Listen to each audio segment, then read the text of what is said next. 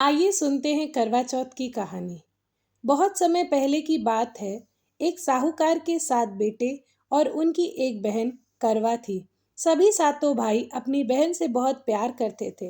यहाँ तक कि वे पहले उसे खाना खिलाते और बाद में स्वयं खाते थे। एक बार उनकी बहन ससुराल से मायके आई हुई थी। शाम को भाई जब अपना व्यापार व्यवसाय बंद कर घर आए तो देखा उनकी बहन बहुत व्याकुल थी।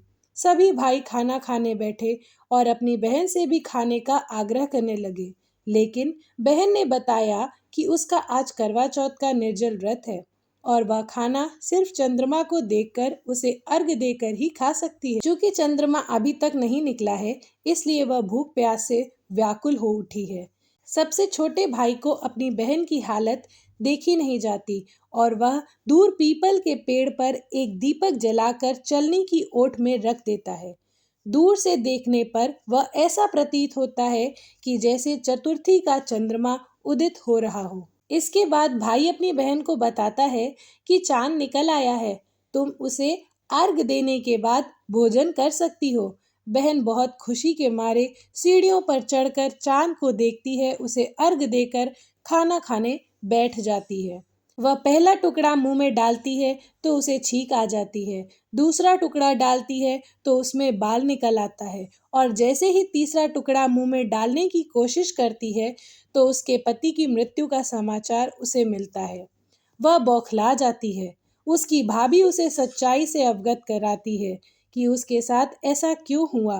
करवा चौथ का व्रत गलत तरीके से टूटने के कारण देवता उससे नाराज हो गए हैं और उन्होंने ऐसा किया है।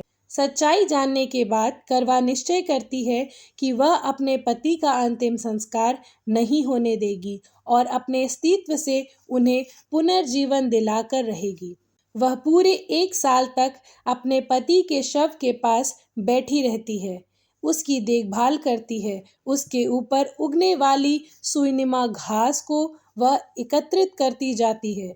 1 साल बाद फिर करवा चौथ का दिन आता है। उसकी सभी भाभियां करवा चौथ का व्रत रखती हैं। जब भाभियां उससे आशीर्वाद लेने आती हैं तो वह प्रत्येक भाभी से यम सुई ले लो, पिए सुई दे दो, मुझे भी अपने जैसी सुहागन बना दो, ऐसा आग्रह करती है। लेकिन हर बार भाभी उसे अगली भाभी से आग्रह करने का कह चली जाती है। इस प्रकार जब छठे नंबर की भाभी आती है तो करवा उससे भी यही बात दोहराती है। यह भाभी उसे बताती है चूंकि सबसे छोटे भाई की वजह से उसका व्रत टूटा था, अतः उसकी पत्नी में ही शक्ति है कि वह तुम्हारे पति को दोबारा जीवित कर सकती है। इसलिए जब वह आए तो तुम उसे पकड़ लेना और जब तक वह तुम्हारे पति को जिंदा न कर दे उसे नहीं छोड़ना। ऐसा कहकर वह चली जाती है। सबसे अंत में छोटी भाभी आती हैं। करवा उनसे भी सुहागन बनने का आग्रह करती है, लेकिन वह टाल मटोली करने लगती हैं। इसे देखकर करवा उन्हें जोर से पकड़ लेती है और अपने सुहाग को जिंदा करने के लिए कहती है। भाभी उसे छुड़ाने के लिए नोचती है, खसोटती है, लेकिन करवा नहीं छोड़ती है। अंत में उसकी तपस्या को देख भाभी पसीज जाती है और अपनी छोटी उंगली को चीरकर उसमें से अमृत उसके पति के मुंह में डाल देती है।